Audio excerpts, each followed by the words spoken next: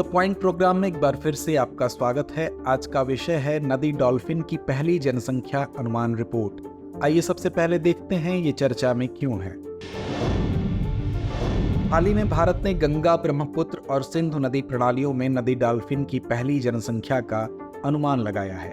बता दें कि इसके निष्कर्ष जल्द ही जारी किए जाएंगे। आइए अब जानते हैं गंगा नदी डॉल्फिन के बारे में।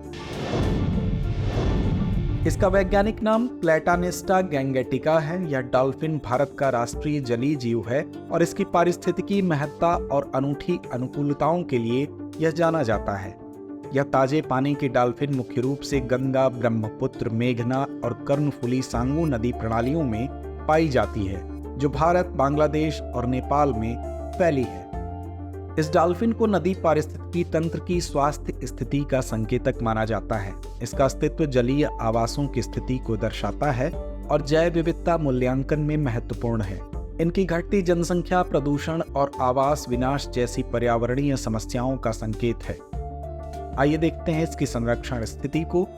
IUCN अंतर्राष्ट्रीय प्रकृति संरक्षण संघ संकटग्रस्त के अंतर्गत यह सूचीबद्ध है। वहीं भारतीय वन्यजीव संरक्षण अधिनियम 1972 की अनुसूची 1 में साइट्स यानी अंतर्राष्ट्रीय व्यापार सम्मेलन की परिशिष्ट 1 में और CMS यानी प्रवासी प्रजातियों पर सम्मेलन की परिशिष्ट 1 में यह सूचीबद्ध है।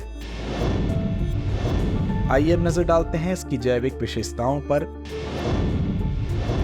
अंधापन।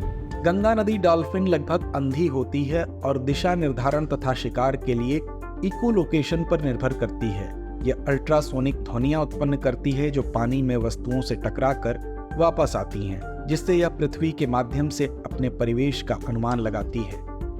आवास। ताजे पानी के गहरे हिस्सों में रहती हैं, विशेष रूप से उन क्षेत्रों में जहां 2 या 2 से अधिक नदियां मिलती हैं। इस प्रकार के आवास उन्हें आवासीय क्षरण के प्रति संवेदनशील बनाते हैं। आहार। यह मछलियों का शिकार करती हैं और पानी में शिकार का पता लगाने के लिए इकोलोकेशन का उपयोग करती हैं। आइए अब देखते हैं इसके अस्तित्व पर खतरे को।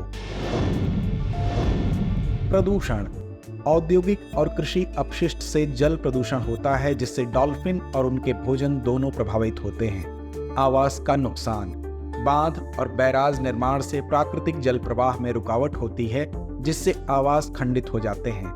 इससे न केवल डॉल्फिन के लिए उपलब्ध स्थान कम होता है, बल्कि मछलियों की आबादी पर भी असर पड़ता है, जो इनका मुख्य भोजन है। आकस्मिक पकड़। मछली पकड़ने के जालों में फंसकर डॉल्फिन अक्सर अनजाने में मारी जाती है। यह समस्या विशेष रूप से उन क्षेत्रों में होती है जहां मछली पकड़ने की गतिविधियां डॉल्फिन के आवासों से मिलती हैं। आइए अब जानते हैं प्रोजेक्ट डॉल्फिन के बारे में। प्रोजेक्ट डॉल्फिन भारत सरकार की एक संरक्षण पहल है, जिसका उद्देश्य नदी और महासागरीय डॉल्फिनों का संरक्षण करना है। यह 10 वर्षों तक चलने वाली योजना है। इस परियोजना की घोषणा प्रधानमंत्री नरेंद्र मोदी ने 15 अगस्त 2020 में की थी। परियोजना का नोडल मंत्रालय पर्यावरण, वन और जलवायु परिवर्तन मंत्रालय है। इसका उद्देश्य भारत की विविध डॉल्फिन प्रजातियों की रक्षा करना, उनके सामने आने वाले विभिन्न खतरों का समाधान करना। यह परियोजना न केवल संरक्षण चिंताओं को संबोधित करती है, बल्कि हितधारकों को संरक्षण प्रयासों में शामिल होने के लिए सशक्त भी बनाती है।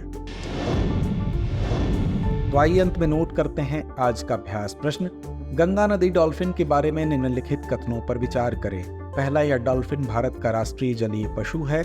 दूसरा, यह मीठे पानी की डॉल्फिन मुख्य रूप से गंगा नदी में ही पाई जाती है। उपरोक्त दिए गए कथनों में से कौन सा या कौन से सही है या हैं? विकल्प A केवल 1, विकल्प B केवल 2, विकल्प C 1 और 2 दोनों, या विकल्प D ना तो 1 ना ही 2। तो इस प्रश्न का जवाब कमेंट बॉक्स में देना ना भूलें। धन्यवाद।